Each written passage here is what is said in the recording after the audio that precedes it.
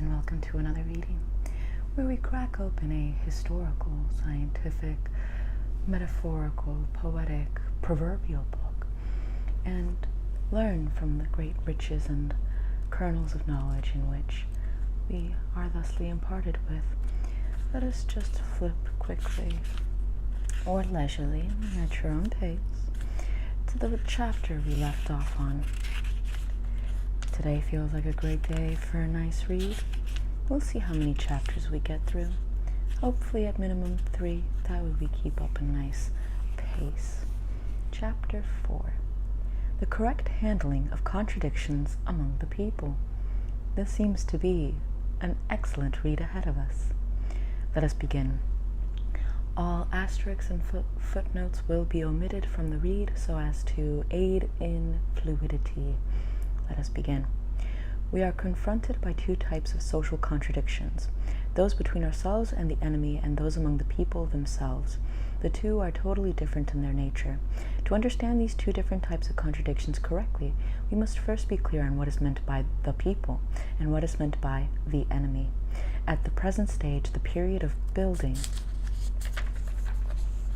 socialism, the classes, strata, and social groups which favor, support, and work for the cause of socialist construction all come within the category of the people, while the social forces and groups which resist of the socialist revolution and are hostile to or sabotage socialist construction are all enemies of the people. In the conditions prevailing in China today, the contradictions among the people comprise the contradictions within the working class, the contradictions within the peasantry, the contradictions within the intelligentsia, the contradictions between the working class and the peasantry, the contradictions between the workers and the peasants on the one hand and the intellectuals on the other, the contradictions between the working class and other sections of the working people on the one hand and the national bourgeoisie on the other, the contradictions within the national bourgeoisie, and so on. Our people's government is one that genuinely represents the people's interests. It is a government that serves the people. Nevertheless, there are still certain contradictions between the government and the people. These include contradictions among the interests of the state, the interests of the collective, and the interests of the individual, between democracy and centralism, between the leadership and the led, and the contradiction arising from the bureaucratic style of work of certain government workers and their relations with the masses. All these are also contradictions among the people. Generally speaking, the people's basic identity of interests underlies a contradiction among the people. The contradictions between ourselves and the enemy are antagonistic contradictions.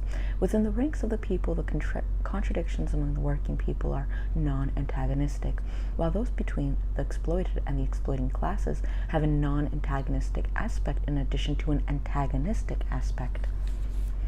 In the political life of our people, how should right be distinguished from the wrong in one's words and actions? On the basis of the principles of our Constitution, the will of the overwhelming majority of our people in the common political positions which have been proclaimed on various occasions by our political parties and groups, we consider that, broadly speaking, the criteria should be as follows. Number 1. Words and actions should help to unite and not divide the people of our various nationalities. Number 2, they should be beneficial and not harmful to socialist transformation and socialist construction. Number 3, they should help to consolidate and not undermine or weaken the people's democratic dictatorship. Number 4, they should help to consolidate and not undermine or weaken democratic centralism. Number 5, they should help to strengthen and not discard or weaken the leadership of the Communist Party. Number 6, they should be beneficial and not harmful to international socialist unity and the unity of the peace-loving people of the world. Of these 6 criteria, the most important are the socialist path and the leadership of the party. A question of suppressing counter-revolutionaries is one of a struggle between ourselves and the enemy, a contradiction between ourselves and the enemy. Among the people, there are some who see this question in a somewhat different light. Two kinds of persons who hold views different from ours. Those with a rightist way of thinking make no distinction between ourselves and the enemy and take the enemy for our own people. They regard as friends the very persons whom the broad masses regard as enemies. Those with a left way of thinking magnify contradictions between ourselves and the enemy to such an extent that they take certain contradictions among the people for contradictions with the enemy, and regard as counter-revolutionaries persons who are actually not counter-revolutionaries. Both these views are wrong. Neither can lead to the correct handling of the question of suppressing counter-revolutionaries or to a correct assessment of this work. Qualitatively, different contradictions can only be resolved by qualitatively different methods. For instance, the contradiction between the proletariat and the bourgeoisie is resolved by the method of the socialist revolution. The contradiction between the great masses of the people and the feudal system is resolved by the method of democratic revolution. The contradiction between the colonies and imperialism is resolved by the method of national revolutionary war. The contradiction between the working class and the peasant class in socialist society is resolved by the method of collectivization and mechanization in agriculture. Contradiction within the Communist Party is resolved by the method of criticism and self-criticism. The contradiction between society and nature is resolved by the method of developing the productive forces. The principle of using different methods to resolve different contradictions is one which Marxist-Leninists must strictly observe. Since they are different in nature, the contradictions between ourselves and the enemy and the contradictions among the people must be resolved by different methods. To put it briefly, the former are a matter of drawing a clear distinction between ourselves and the enemy, and the latter a matter of drawing a clear distinction between right and wrong. It is, of course, true that the distinction between ourselves and the enemy is also a matter of right or wrong. For example, the question of who is in the right, we or the domestic and foreign reactionaries, the imperialists, the feudalists, and the bureaucratic capitalists, is also a matter of right and wrong. Unchecked and allow them to monopolize the field, mistakes must be criticized and poisonous weeds fought wherever they crop up. However, such criticism should not be dogmatic, and the metaphysical method should not be used, but efforts should be made to apply the dialectical method. What is needed is scientific analysis and convincing argument. To criticize the people's shortcomings is necessary, but in doing so we must truly take the stand of the people and speak out of wholehearted eagerness to protect and educate them. To treat comrades like enemies is to go over to the stand of the enemy. Contradiction and struggle are universal and absolute, but the methods of resolving contradictions, that is, the form of struggle, differ according to the differences in the nature of the contradictions. Some contradictions are characterized by open antagonism, others are not. In accordance with the concrete development of things, some contradictions which were originally non-antagonistic develop into antagonistic ones, while others which were originally antagonistic develop into non-antagonistic ones. In ordinary circumstances, contradictions among the people are not antagonistic, but if they are not handled properly, or if we relax our vigilance and lower our guard, antagonism may arise. In a socialist country, a development of this kind is usually only a localized and temporary phenomenon. The reason is that the system of exploitation of a man by man has been abolished and the interests of the people are basically the same. In our country, the contradictions between the working class and the national bourgeoisie belongs to the category of contradictions among the people. By and large, the class struggle between the two is a class struggle within the ranks of the people, because the Chinese national bourgeoisie has a dual character. In the period of the bourgeois democratic revolution, it had both a revolutionary and conciliationist side to its character. In the period of the socialist revolution, exploitation of the working class for profit constitutes one side of the character of the national bourgeoisie, while its support of the Constitution and its willingness to accept socialist transformation constitute the other. The national bourgeoisie differs from the imperialists, the landlords, and the bureaucratic capitalists. The contradiction between the national bourgeoisie and the working class is one between the exploiter and the exploited, and is by nature antagonistic. But in the concrete conditions of China, this antagonistic class contradiction can, if properly handled, be transformed into a non-antagonistic one, and be resolved by peaceful methods. However, it will change into a contradiction between ourselves and the enemy if we do not handle it properly and do not follow the policy of uniting with, criticizing, and educating the national bourgeoisie, or if the national bourgeoisie does not accept this policy of ours. The counter-revolutionary rebellion in Hungary in 1956, was a case of reactionaries inside a socialist country, in league with the imperialists, attempting to achieve their conspiratorial aims by taking advantage of contradictions among the people to foment dissension and stir up disorder. This lesson of the Hungarian events merits attention. Chapter 5. War and Peace. War is the highest form of struggle for resolving contradictions when they have developed to a certain stage, between classes, nations, states, or political groups, and it has existed ever since the emergence of private property and of classes. War is the continuation of politics. In this sense, war is politics, and war itself is a political action. Since ancient times, there have never been a war that did not have a political character. But war has its own particular characteristics, and in this sense, it cannot be equated with politics in general.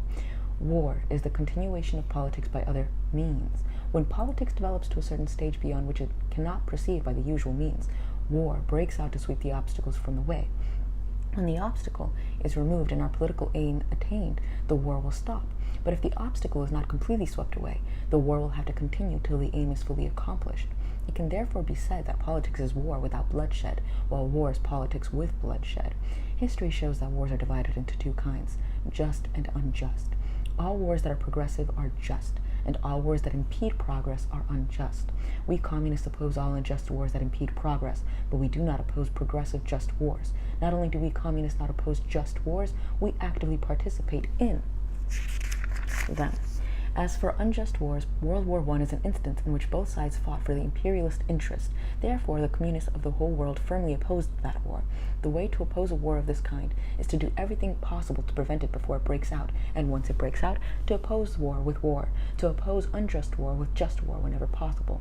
Revolutions and revolutionary wars are inevitable in class society, and without them it is impossible to accomplish any leap in social development and to overthrow the reactionary ruling classes, and therefore impossible for the people to win political power. Revolutionary war is an antitoxin, which not only eliminates the people's enemy's poison, but also purges us of our own filth. Every just revolutionary war is endowed with tremendous power and can transform many things or clear the way for their transformation. The Sino-Japanese War will transform both China and Japan, provided China perseveres in the War of Resistance and in the United Front. The old Japan will surely be transformed into a new Japan, and the old China into a new China, and people and everything else in both China and Japan will be transformed during and after the war. Every communist must grasp the truth. Political power grows out of the barrel of a gun. The seizure of power by armed force, the settlement of the issue by war, is the central task and the highest form of revolution. This Marxist-Leninist principle of revolution holds good universally for China and for all other countries.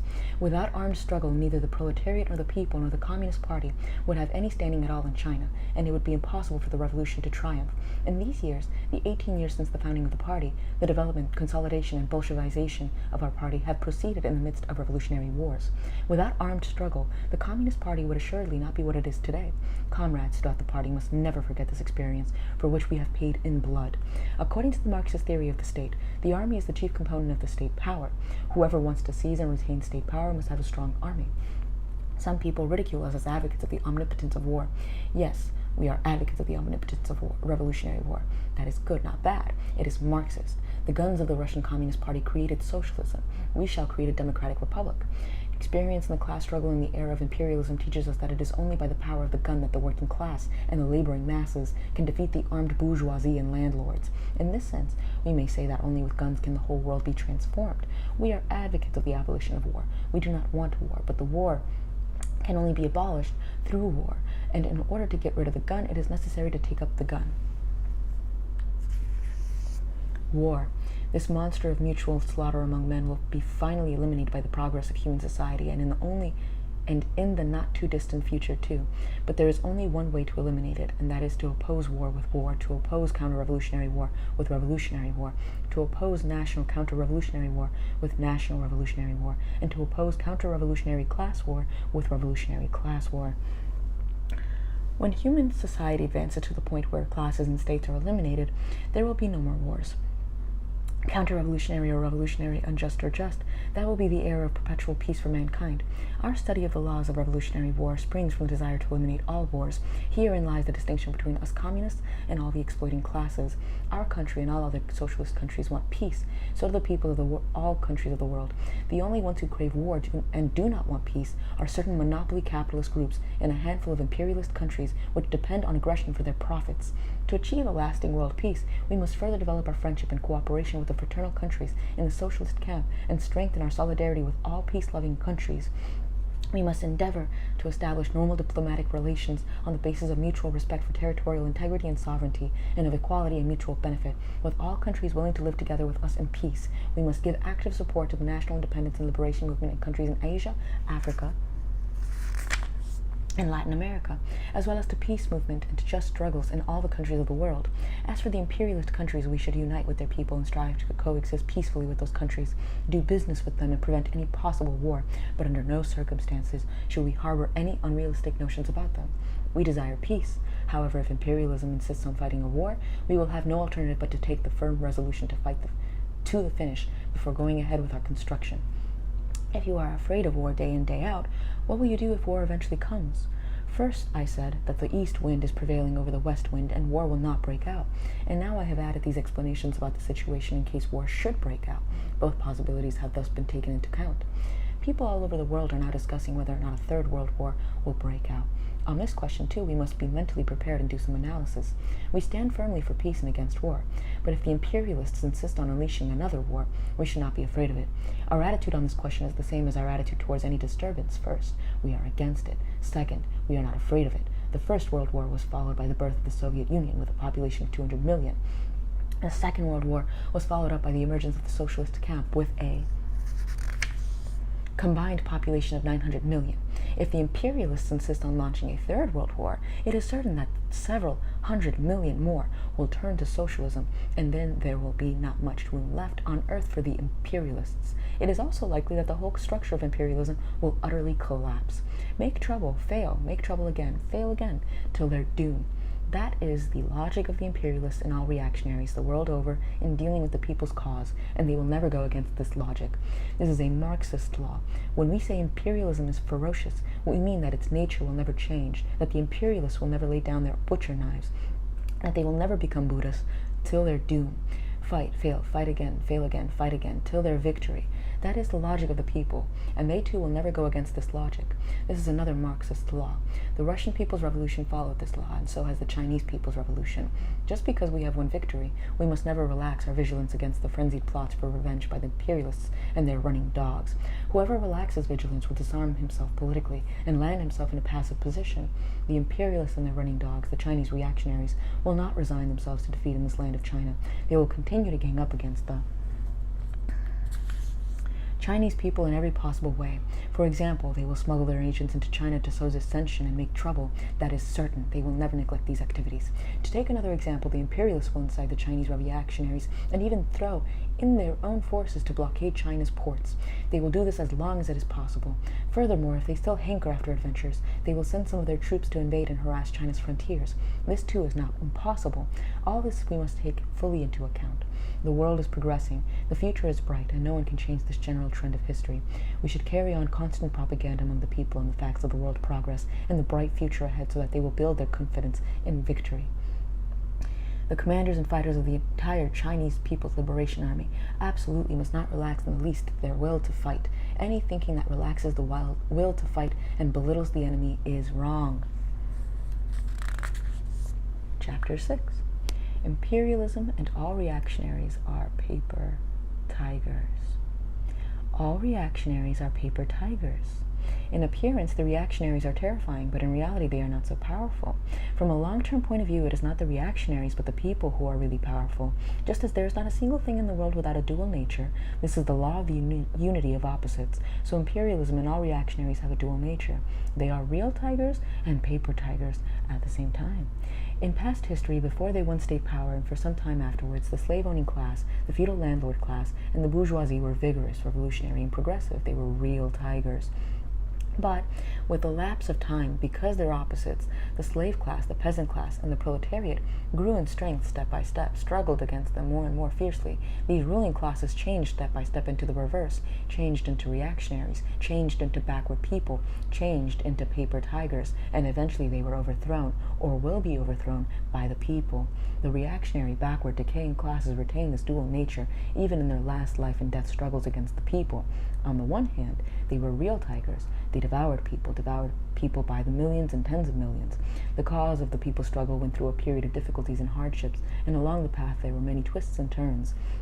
To destroy the rule of imperialism, feudalism, and bureaucratic capitalism in China took the Chinese people more than 100 years and cost them tens of millions of lives before the victory in 1949. Look, were these not living tigers, iron tigers, real tigers? But in the end, they changed it into paper tigers, dead tigers, bean curd tigers. These are historical facts. Have people not seen or heard about these facts? There have indeed been thousands and tens of thousands of them, thousands and tens of thousands. Hence, imperialism and all reactionaries looked at it in essence from a long-term point of view, from a strategic point of view, must be seen for what they are, paper tigers. On this, we should build our strategic thinking. On the other hand, they are also living tigers, iron tigers, real tigers, which can devour people. On this, we should build our tactical thinking. I have said that all the reputedly powerful reactionaries are merely paper tigers. The reason is that they are divorced from the people. Look, was not Hitler a paper tiger? Was Hitler not overthrown? I also said that the Tsar of Russia, the Emperor of China, and Japanese imperialism were all paper tigers. As we know, they were all overthrown. U.S. imperialism has not yet been overthrown, and it has the atom bomb. I believe it also will be overthrown. It, too, is a paper tiger. Lifting a rock only to drop it on one's own feet is a Chinese folk saying to describe the behavior of certain fools. The reactionaries in all countries are fools of this kind.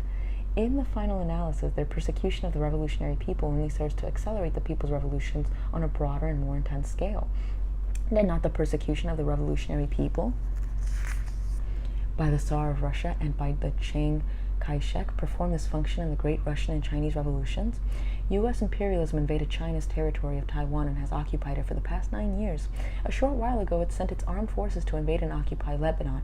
The United States has set up hundreds of military bases in many countries all over the world. China's territory of Taiwan, Lebanon, and all other military bases of the United States on foreign soil are so many nooses around the neck of the U.S. imperialism.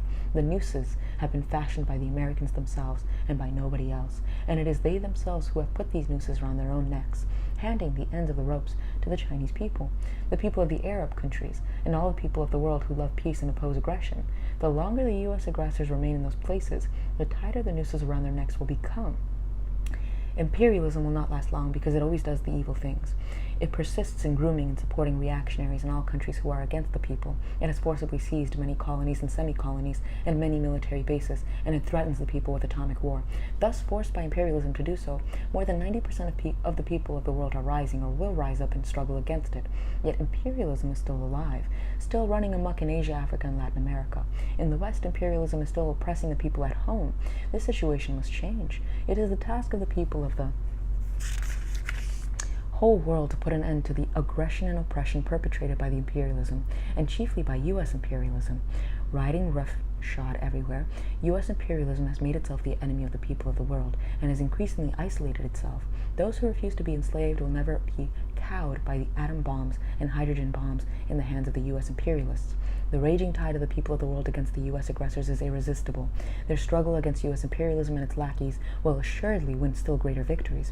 If the U.S. monopoly capitalist groups persist in pushing their policies of aggression and war, the day is bound to come when they will be hanged by the people of the whole world. The same fate awaits the accomplices of the United States. Over a long period, we have developed this concept for the struggle against the enemy. Strategically, we should despise all our enemies, but tactically, we should take them all seriously. This also means that we must despise the enemy with respect to the whole, but that we must take him seriously with respect to each and every concrete question. If we do not despise the enemy with respect to the whole, we shall be committing to the error of opportunism. Marx and Engels were only two individuals, and yet in those early days, they already declared capitalism would be overthrown throughout the world. But in dealing with concrete problems and particular enemies, we shall be committing the error of adventurism, unless we take them seriously. In war, battles can only be fought one by one, and the enemy forces can only be destroyed one by one.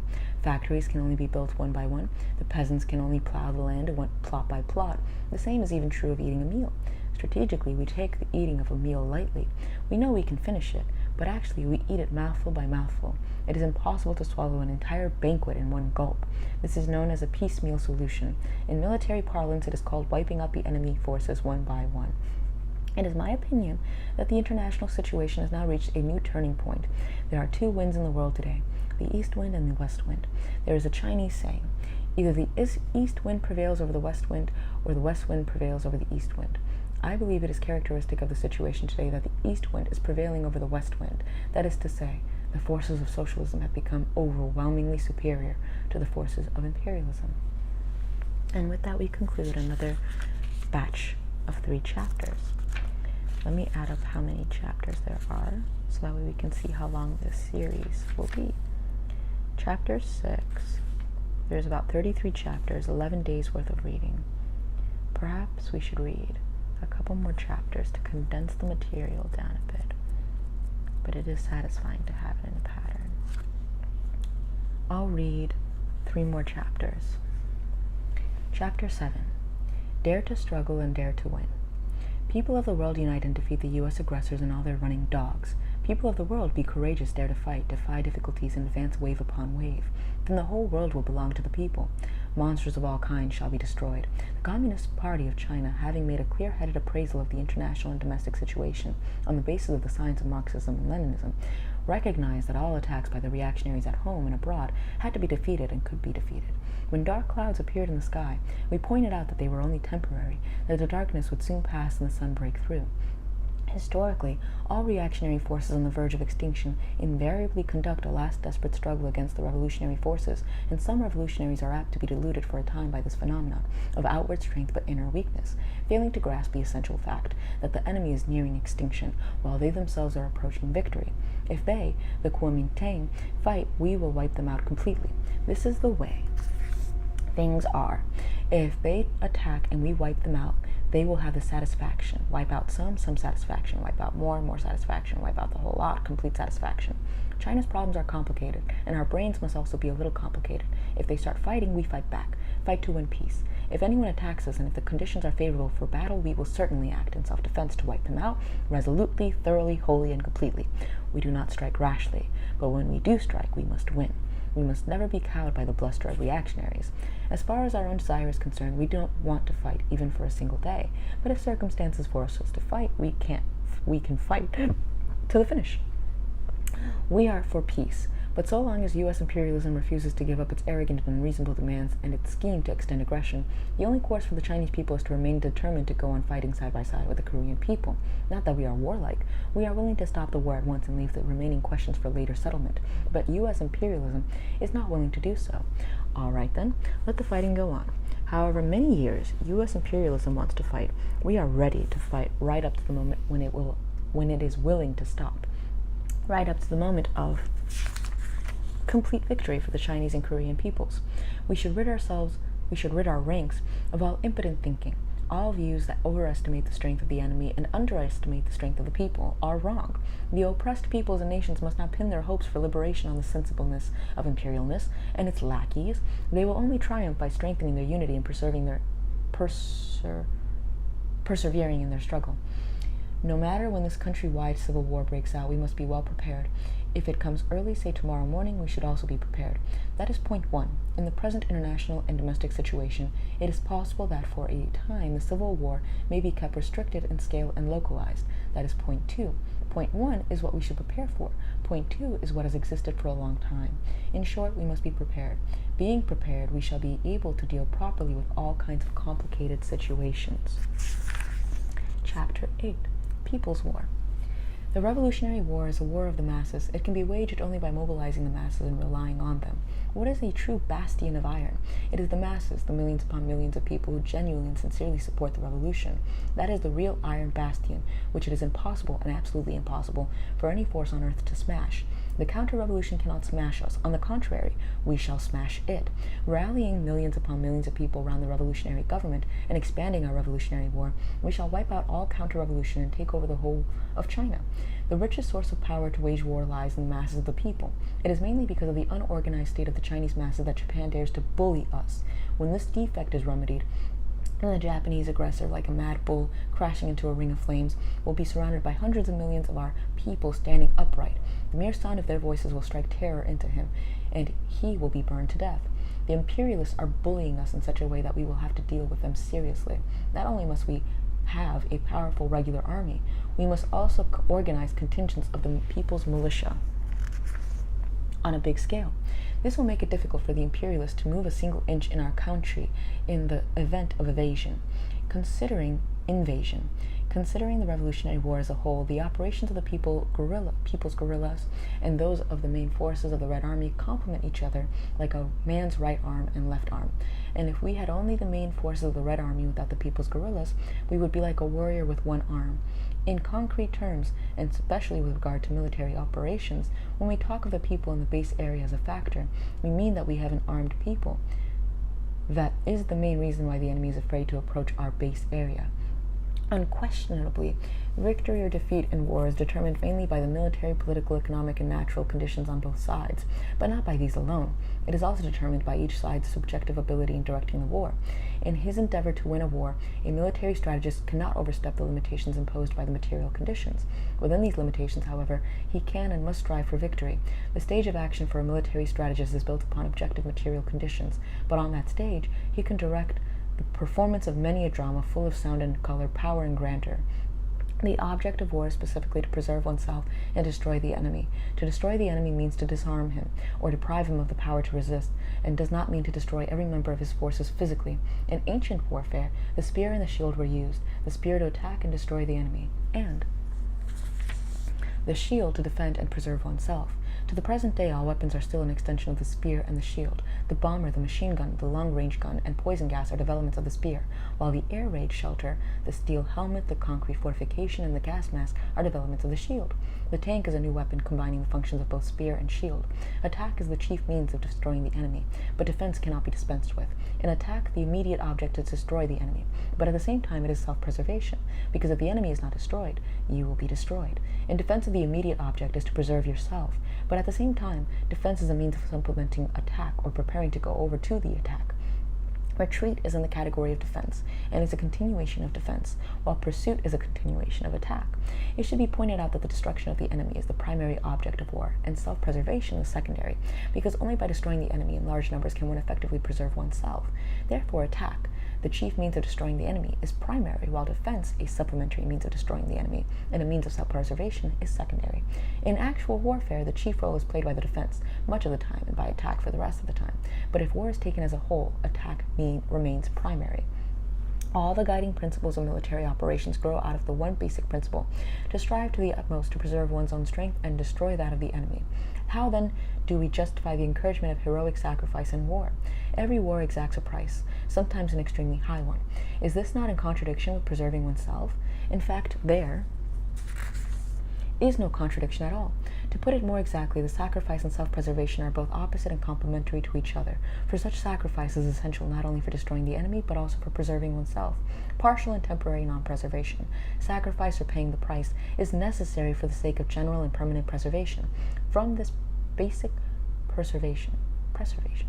From this basic principle stems the series of principles guiding military operations, all of which, from the principles of shooting, taking cover to preserve oneself, and making full use of firepower to destroy the enemy, to the principles of strategy, are permeated with the spirit of this basic principle. All technical principles and all principles concerning tactics, campaigns, and strategy represent applications of this basic principle. The principle of preserving oneself and destroying the enemy is the basis of all military principles. Our principles of operation are: number 1, attack dispersed, isolated enemy forces first. Attack concentrated, strong enemy forces later. Number 2, take small and medium cities and extensive rural areas first. Take big cities later. Number 3, make wiping out the enemy's effective strength our main objective. Do not make holding or seizing a city or place our main objective.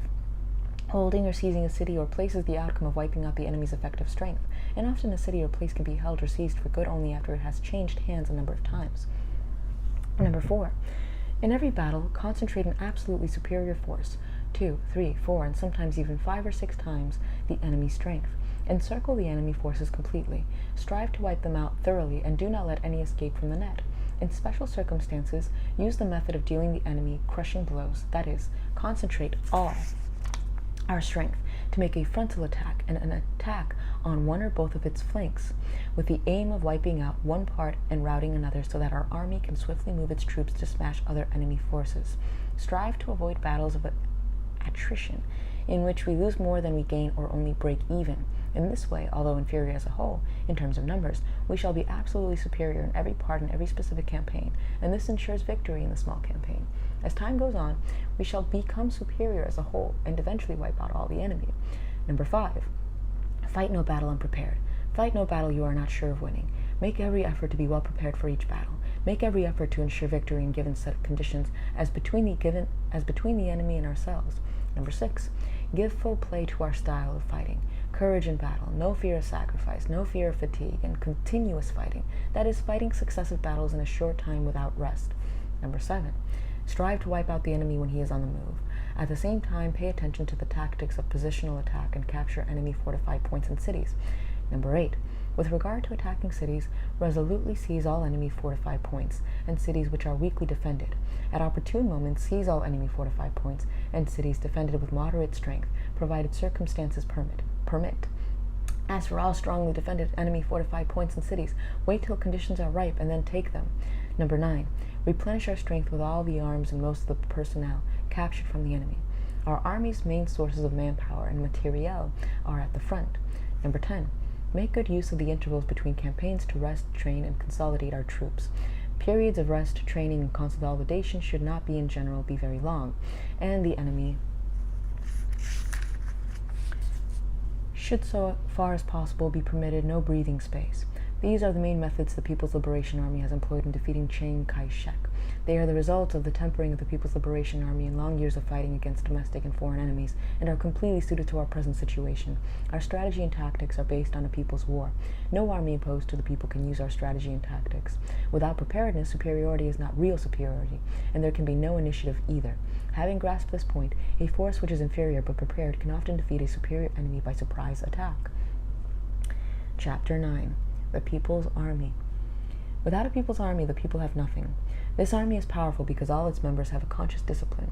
They have come together and they fight not for the private interests of a few individuals, or a narrow clique, but for the interests of the broad masses and of the whole nation. The sole purpose of this army is to stand firmly with the Chinese people and to serve them wholeheartedly. The Chinese Red Army is an armed body for carrying out the political tasks of the revolution. Especially at present, the Red Army should certainly not confine itself to fighting. Besides fighting to destroy the enemy's military strength, it should shoulder such important tasks as doing propaganda among the masses, organizing the masses, arming them, helping them to establish revolutionary political power, and setting up party organizations. The Red Army fights not merely for the sake of fighting, but in order to conduct propaganda among the masses, organize them, arm them, and help them to establish revolutionary political power. Without these objectives, fighting loses its meaning. Fighting loses its meaning, and the Red Army loses the reason for its existence. The People's Liberation Army is always a fighting force. Even after countrywide victory, our army will remain a fighting force during the historical period in which classes have not been abolished in our country, and the imperialist system still exists in the world. On this point, there should be no misunderstanding or wavering. We have an army for fighting as well as an army for labor. For fighting, we have the 8th Rat and New Fourth armies, but even they do a dual job, warfare and production. With these two kinds of armies, and with a fighting armed army skilled in these two tasks and in mass work, we can overcome our difficulties and defeat Japanese imperialism. Our national defense will be consolidated, and no imperialists will be allowed to invade our territory again. Our people's armed forces must be maintained and developed with the brave and steeled People's Liberation Army as their foundation. We will have not only a powerful army, but also a powerful air force and a powerful navy. Our principle is that the party commands the gun, and the gun must never be allowed to command the party. All our officers and fighters must always bear in mind that we are the People's Liberation Army. We are the troops led by the great Communist Party of China. Provided we constantly observe the directives of the party, we are sure to win. Shall we read chapter 10? I think we should. But before we do, I'm gonna get more cozy because my legs really hurt. I'm restricting my blood flow and I need coziness. Very well. Chapter 10. Leadership of Party Committees. The party committee system is an important party institution for ensuring collective leadership and preventing any individual from monopolizing the conduct of affairs. It has recently been found that in some, of course not all, leading bodies, it is the habitual practice for one individual to monopolize the conduct of affairs and decide important problems. Solutions to important problems are decided not by party committee meetings, but by one individual, and membership in the party committee has become nominal. Differences of opinions among committee members cannot be resolved and are left unresolved for a long time. Members of the party committee maintain only formal, not real, unity among themselves. This situation must be changed.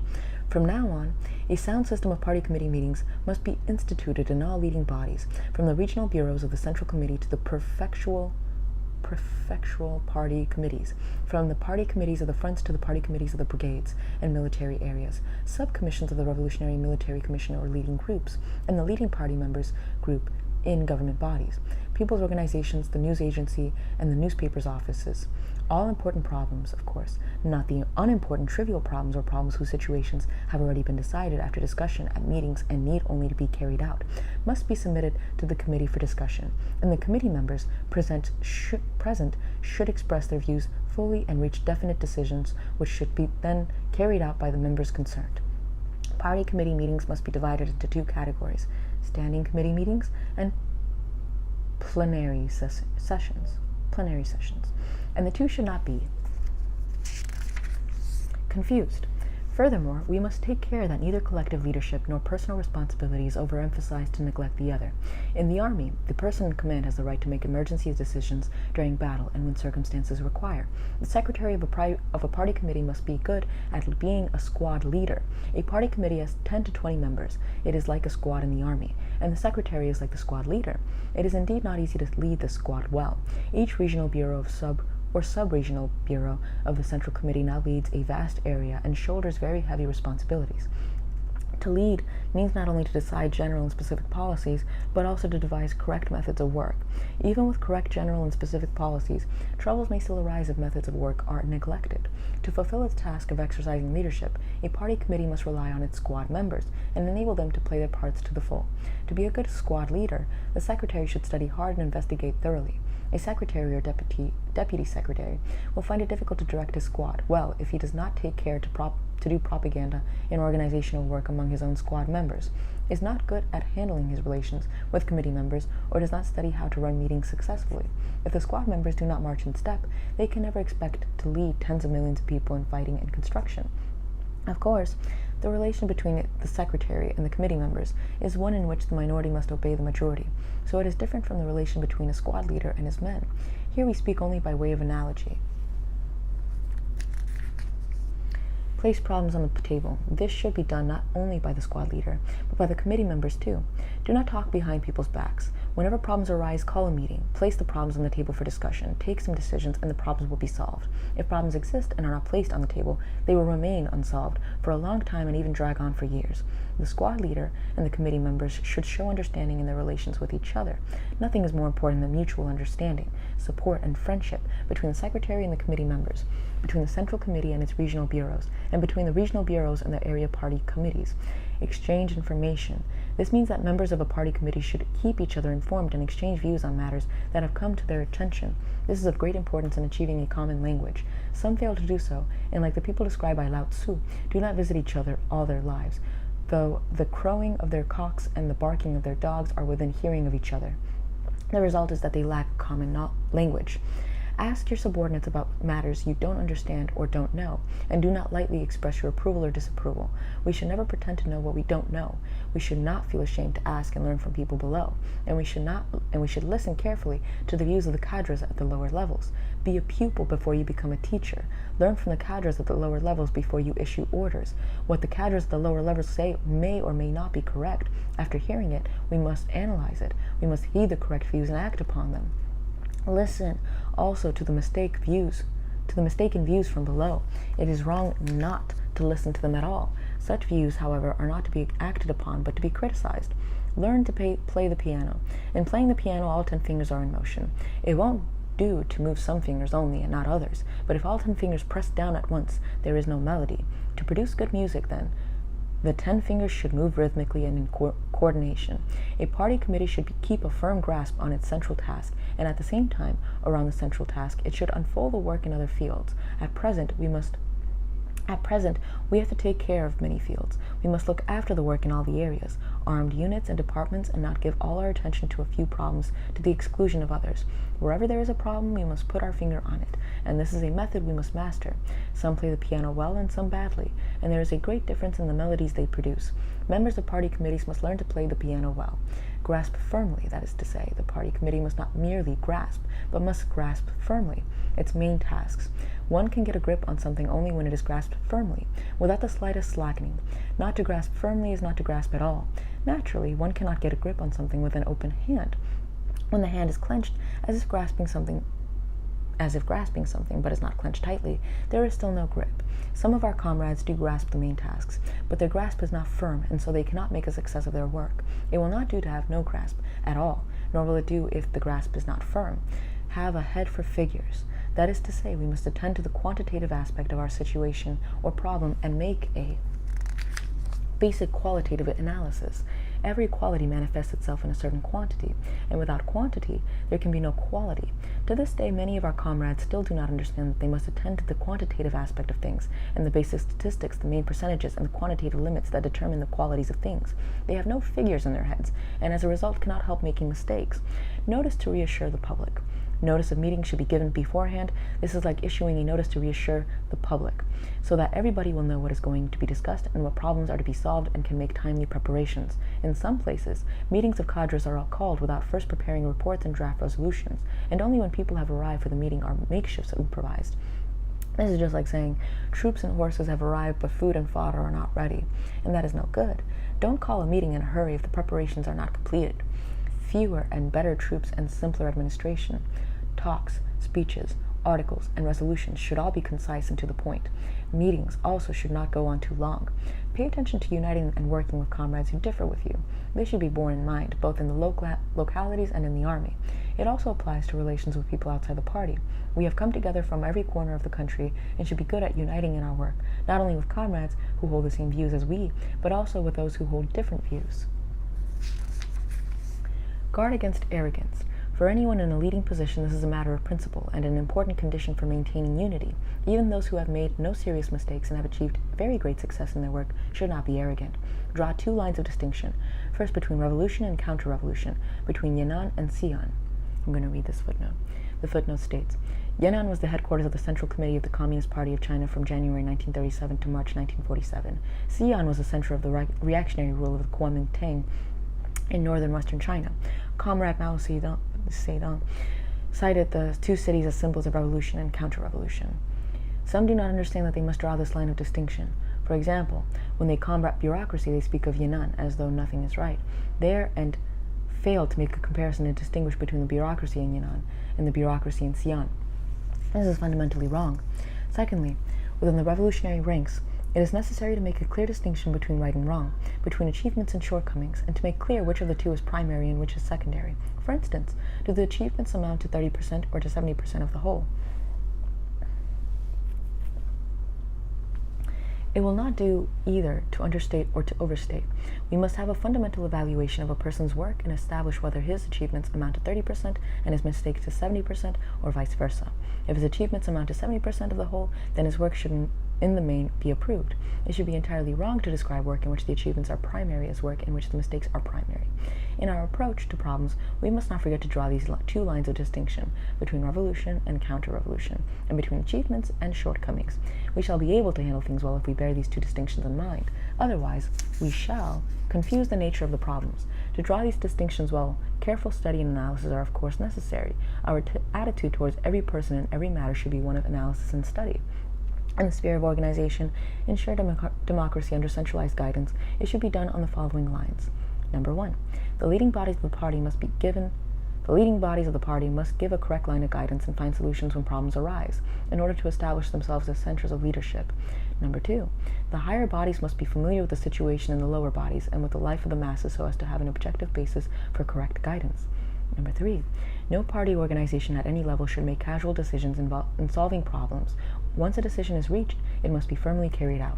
Number 4, all decisions of any importance must be made by the party's higher bodies, must be promptly transmitted to the lower bodies and the party rank file. Number 5, the lower bodies of the party and the party rank and file must discuss the higher body's directives in detail in order to understand their meaning thoroughly and decide on the methods of carrying them out. I'm going to repeat number 4 since I blundered through it a little bit. All decisions of any importance made by the party's higher bodies must be promptly transmitted to the lower bodies and the party rank and file. And then once again, number 5, the lower bodies of the party and the party rank and file must discuss the higher body's directives in detail in order to understand their meanings thoroughly and decide on the methods of carrying them out. Chapter 11. The people and the people alone are the motive force in making of the world history. The masses are the real heroes. While we ourselves are often childish and ignorant, and without this understanding it is impossible to acquire even the most rudimentary knowledge, the masses have boundless creative power. They can organize themselves and concentrate on places and branches of work where they can give full play to their energy. They can concentrate on production in breadth and depth, and create more and more undertakings for their own well-being.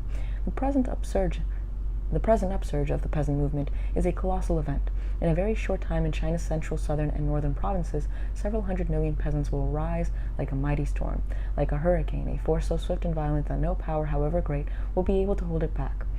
They will smash all the trammels that bind them and rush forward along the road to liberation.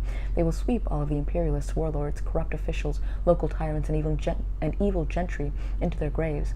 Every revolutionary party and every revolutionary comrade will be put to the test, to be accepted or rejected, as they decide. There are three alternatives: to march at their head and lead them, to trail behind, gesticulating and criticizing, or to stand in their way and oppose them. Every Chinese is free to choose, but events will force you to make the choice quickly. The high tide of social transformation in the countryside, the high tide of cooperation, has already reached some places and will soon sweep over the whole country. It is a vast socialist revolution, movement involving a rural population of more than 500 million, and it has extremely great and worldwide significance. We should give this movement active, enthusiastic, and systematic leadership, and not drag it back by one means or another. Some errors are unavoidable in the process. This is understandable, and they will not be hard to correct. Shortcomings or mistakes found among the cadres and the peasants can be remedied or overcome, provided we give them positive help. The masses have a potentially inexhaustible enthusiasm for socialism. Those who can only follow the old routine in a revolutionary period are utterly incapable of seeing this enthusiasm. They are blind and all is dark ahead of them. At times they go so far as to confound right and wrong and turn things upside down. Haven't we come across enough persons of this type? Those who simply follow the old routine invariably underestimate the people's enthusiasm. Let something new appear, and they always disapprove and rush to oppose it. Afterwards, they have to admit defeat and do a little self-criticism. But the next time something new appears, they go through the same process all over again. This is their pattern of behavior in regard to anything and everything new. Such people are always passive, always fail to move forward at the critical moment, and always have to be given a shove in the back before they move a step. For over 20 years of our party has carried on mass work every day, and for the past dozen years it has talked about the mass line every day. We have always maintained that the revolution must rely on the masses of the people, on everybody's taking a hand, and have opposed relying merely on a few persons issuing orders. The mass line, however, is still not being thoroughly carried out in the work of some comrades. They still rely solely on a handful of people working in solitude. One reason is that, whatever they do, they are always reluctant to explain it to the people they lead, and that they do not understand why or how to give play to the initiative and creative energy of those they lead. Subjectively, they too want everyone to take a hand in the work, but they do not want to let other people know what it is to be done or how to do it. That being the case, how can everyone be expected to get moving, and how can anything be done well? To solve this problem, the basic thing is, of course, to carry out ideological education on the mass line, but at the same time, we must teach these comrades many concrete methods of work. 24 years of experience tells us that the right task, policy, and style of work invariably conform with the demands of the masses at a given time and place, and invariably strengthen our ties with the masses, and the wrong task, policy, and style of work invariably disagree with the demands of the masses at a given time and place, and invariably alienate us from the masses. The reason why such evils as dogmatism, empiricism, commandism, tailism, sectarianism, bureaucracy, and an arrogant attitude in work are definitely harmful and intolerable, and why anyone suffering from these maladies must overcome them, is that they alienate us from the masses. To link oneself with the masses, one must act in accordance with the needs and wishes of the masses. All work done for the masses must start from their needs and not from the desire of any individual, however well-intentioned. It often happens that objectively the masses need a certain change, but subjectively they are not yet conscious of the need, not yet willing or determined to make the change. In such cases, we should wait patiently. We should not make the change until, through our work, most of the masses have become conscious of the need and are willing and determined to carry it out. Otherwise, we shall isolate ourselves from the masses, unless they are conscious and willing. Any kind of work that requires their participation will turn out to be a mere formality and will fail. There are two principles here. One is the actual need of the masses rather than what we fancy they need, and the other is the wishes of the masses who must make up their own minds instead of making up their minds for them.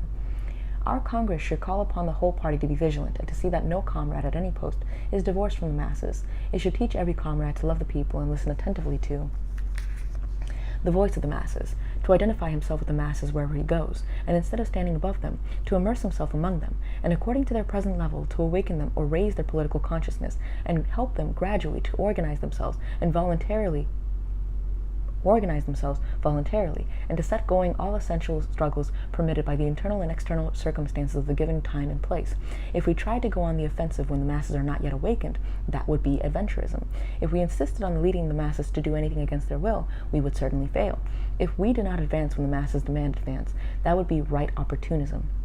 Commandism is wrong in any type of work, because in overstepping the level of the political consciousness of the masses and violating the principle of voluntary mass action, it reflects the disease of impetuosity. Our comrades must not assume that everything they themselves understand is understood by the masses. Whether the masses understand it and are ready to take action can be discovered only by going into their midst and making investigations. If we do so, we can avoid commandism. Tailism in any type of work is also wrong, because in falling below the level of political consciousness of the masses and violating the principle of leading the masses forward, it reflects the disease of dilatoriness. Our comrades must not assume that the masses have no understanding of what they themselves do not yet understand. It often happens that the masses outstrip us and are eager to advance a step, and that nevertheless our comrades fail to act as leaders of the masses and tail behind certain backward elements reflecting their views and, moreover, mistaking them for those of the broad masses. Take the ideas of the masses and concentrate them. Then go to the masses, persevere in the ideas, and carry them through, so as to form correct ideas of leadership. Such is the basic method of leadership.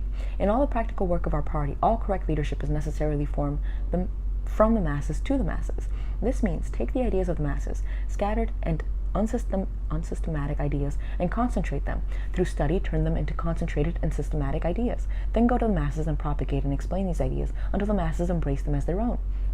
Hold fast to them and translate them into action, and test the correctness of these ideas in such action. Then once again, concentrate ideas from the masses, and once again go to the masses so that the ideas are persevered in, and carried through, and so on, over and over and again in an endless spiral, with the ideas becoming more correct, more vital, and richer each time. Such is the Marxist theory of knowledge. We should go to the masses and learn from them, synthesize their experience into better articulated principles and methods, and then do propaganda among the masses, and call upon them to put these principles and their methods into practice so as to solve their problems and help them achieve liberation and happiness. There are people in our leading organs in some places who think that is enough for the leaders alone to know the party's policies, and that there is no need to let the masses know them. This is one of the basic reasons why some of the work cannot be well done. In all mass movements, we must make a basic investigation and analysis of the number of active supporters, opponents, and neutrals, and must not decide the problem subjectively and without basis. The masses in any given place are generally composed of three parts: the relatively active, the intermediate, and the relatively backward.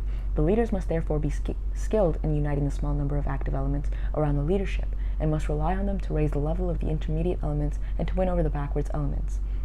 To be good at translating the party's policy into action of the masses, to be good at getting not only the leading cadres, but also the broad masses to understand and master every movement and every struggle we launch. This is an art of Marxist-Leninist leadership. It is also a dividing line that determines whether or not we make mistakes in our work. However active the leading group may be, its activity will amount to the fruitless effort by a handful of people unless combined with the activity of the masses. On the other hand, if the masses alone are active without a strong leading group to organize their activity properly, such activity cannot be sustained for long, or carried forward in the right direction, or raised to a high level. Production by the masses, the interests of the masses, the experiences and feelings of the masses, to these the leading cadre should pay constant attention. We should pay close attention to the well-being of the masses, from the problems of land and labor to those of fuel, rice, cooking oil, and salt. All such problems concerning the well-being of the masses should be placed on our agenda. We should discuss them, adopt and carry out decisions, and check up on the results. We should help the masses to realize that we represent their interests, that our lives are intimately bound up with theirs. We should help them to proceed from these things to an understanding of the higher task which we have put forward, the task of the Revolutionary War, so that they will support the revolution and spread it throughout the country, respond to our political appeals, and fight to the end for victory in the revolution. Chapter 12.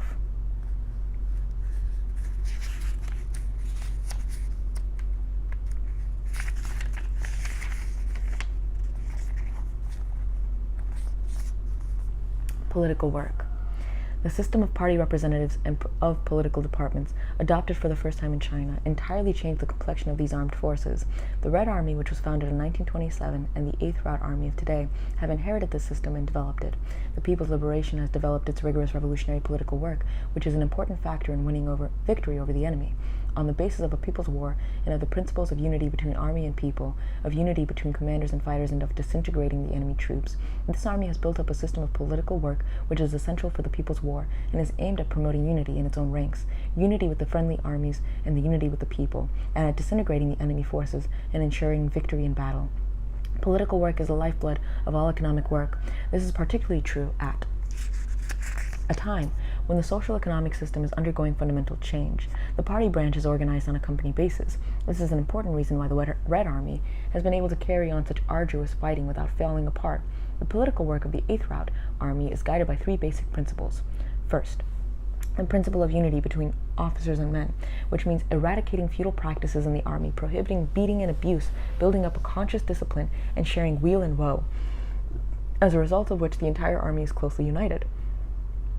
Second, the principle of unity between the army and the people, which means maintaining the discipline that forbids the slightest violation of the people's interests, conducting propaganda among the masses, organizing and arming them, lightening their economic burdens, and suppressing the traitors and collaborators who do harm to the army and the people, as a result of which the army is closely united with the people and welcomed everywhere. Third, the principle of disintegrating the enemy troops and giving lenient treatment to prisoners of war. Our victory depends not only upon our military operations, but also upon the disintegration of the enemy troops. Our troops must observe the correct principles that govern relations between the army and the people, between the army and the government, between the army and the party, between officers and men, and between military work and political work, and relations among the cadres, and must never commit to the errors of warlordism. Officers must cherish their men and must not be indifferent to their well-being or resort to corporal punishment. The army must cherish the people and never encroach upon their interests. The army must respect the government and the party and never assert independence. Our policy towards prisoners captured from the Japanese, puppet or anti-communist troops is to set them all free, except for those who have incurred the bitter hatred of the masses and must receive capital punishment, and whose death sentence has been approved by the higher authorities. Among the prisoners, those who were coerced into joining the reactionary forces, but who are more or less inclined towards the revolution, should be won over in large numbers to work for our army. The rest should be released, and if they fight us and are captured again, should again be set free. We should not insult them, take away their personal effects, or try to exact recantations from them, but without exception should treat them sincerely and kindly. This should be our policy, however reactionary they may be. It is a very effective way of isolating the camp of reaction. Weapons are an important factor in war, but not the decisive factor. It is the people, not things, that are decisive. The contest of strength is not only a contest of military and economic power, but also a contest of human power and morale. Military and economic power is necessarily wielded by people. The atom bomb is a paper tiger which the U.S. reactionaries use to scare people. It looks terrible, but in fact it isn't. Of course, the atom bomb is a weapon of mass slaughter, but the outcome of a war is decided by the people, not by 1 or 2 new types of weapon. Soldiers are the foundation of an army. Unless they are imbued with a progressive political spirit, and unless such a spirit is fostered through progressive political work, it will be impossible to achieve genuine unity between officers and men, impossible to arouse their enthusiasm for the war of resistance to the full, and impossible to provide an excellent basis for the most effective use of all our technical equipment and tactics. The purely military viewpoint is very highly developed among a number of comrades in the Red Army, and manifests itself as follows. Number 1. These comrades regard military affairs and politics as opposed to each other, and refuse to recognize that military affairs are only one means of accomplishing political tasks. Some even say, if you are good militarily, naturally you are good politically. If you are not good militarily, you cannot be any good politically. This is to go a step further and give military affairs a leading position over politics. Ideological education is the key link to be grasped in uniting the whole party for great political struggles. Unless this is done, the party cannot accomplish any of its political tasks. Recently, there has been a falling off in ideological and political work among students and intellectuals, and some unhealthy tendencies have appeared. Some people seem to think that there is no longer any need to concern oneself with politics or with the future of the motherland and the ideals of mankind. It seems as if Marxism was once all the rage, but is currently not so much in fashion. To counter these tendencies, we must strengthen our ideological and political work. Both students and intellectuals should study hard. In addition to the study of their specialized subjects, they must make progress both ideologically and politically, which means that they should study Marxism, current events, and politics, Not to have a correct political point of view is like having no soul. All departments and organizations should shoulder the responsibilities in ideological and political work. This applies to the Communist Party, the Youth League, government departments in charge of this work, and especially to heads of educational institutions and teachers. After receiving political education, the Red Army soldiers have all become class conscious and learned the essentials of distributing land, setting up political power, arming the workers and peasants, etc. And they all know they are fighting for themselves, for the working class and the peasantry. Hence they can endure hardships of the bitter struggle without complaint. Each company, battalion, or regiment has its soldiers committee which represents the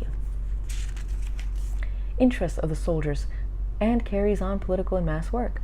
The correct unfolding of the movement for pouring out grievances, the wrongs done to the laboring people by the old society and by the reactionaries, and the 3 checkups on class origin, performance of duty, and will to fight greatly heightened the political consciousness of commanders and fighters throughout the army in the fight for the emancipation of the exploited working masses, for nationwide land reform, and for the destruction of the common enemy of the people, the Chiang Kai-shek bandit gang. It also greatly strengthened the firm unity of all commanders and fighters under the leadership of the Communist Party. On this basis, the army achieved greater purity in its ranks, strengthened discipline, unfolded a mass movement for training, and further developed its political, economic, and military democracy in a completely well-led and orderly way. Thus, the army has become united as one man, with everybody contributing his ideas and his strength, an army fearless of sacrifice and capable of overcoming material difficulties, which displays mass heroism and daring in destroying the enemy. Such an army will be invincible. In the last few months, almost all the People's Liberation Army has made use of the intervals between battles for large-scale training and consolidation. This has been carried out in a fully guided, orderly, and democratic way.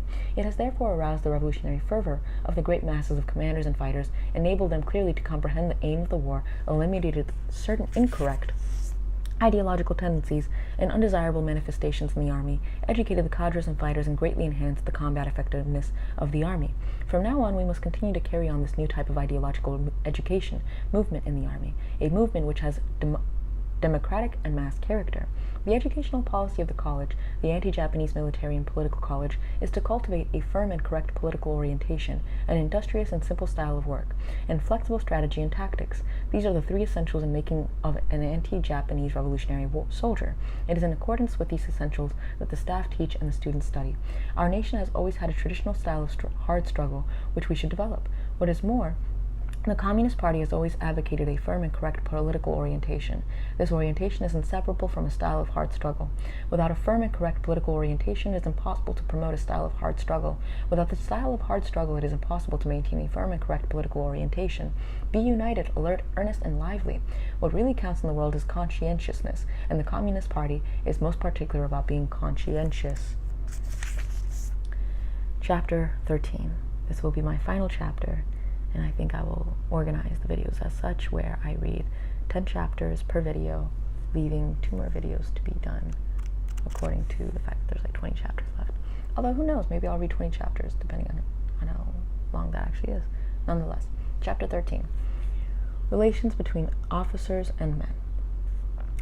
Our army has always had 2 policies. First, we must be ruthless to our enemies. We must overthrow and annihilate them. Second, we must be kind to our own, to the people, to our comrades, and to our superiors and subordinates, and unite with them. We hail from all corners of the country and have joined together for a common revolutionary objective. Our cadres must show concern for every soldier and all people in the revolutionary ranks, must care for each other, must love and help each other.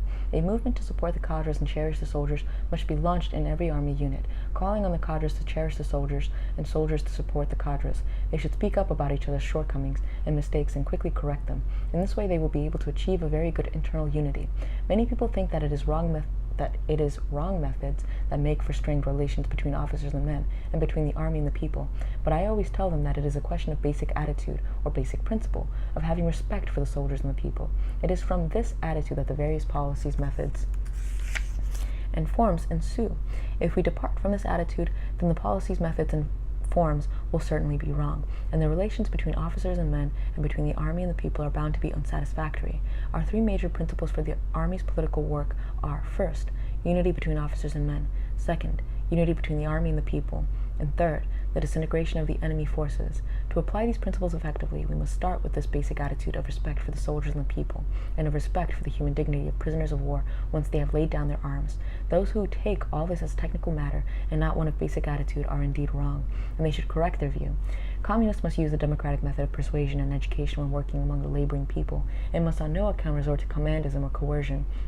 The Chinese Communist Party faithfully adheres to this Marxist-Leninist principle. Our comrades must understand that ideological remolding involves long-term, patient, and painstaking work, and they must not attempt to change people's ideology, which has been shaped over decades of life, by giving a few lectures or by holding a few meetings. Persuasion, not compulsion, is the only way to convince them. Compulsion will never result in convincing them. To try to convince them by force simply won't work. This kind of method is permissible in dealing with the enemy, but absolutely impermissible in dealing with comrades or friends. We must make a distinction between the enemy and ourselves, and we must not adopt an antagonistic stand towards comrades and treat them as we would the enemy. In speaking up, one must have an ardent desire to protect the cause of the people and raise their political consciousness, and there must be no ridiculing or attacking in one's approach. And there we conclude chapter 4 to chapter 13 of quotations from Chairman Mao Zedong. And I'm very tired. Have a good night rest, everyone.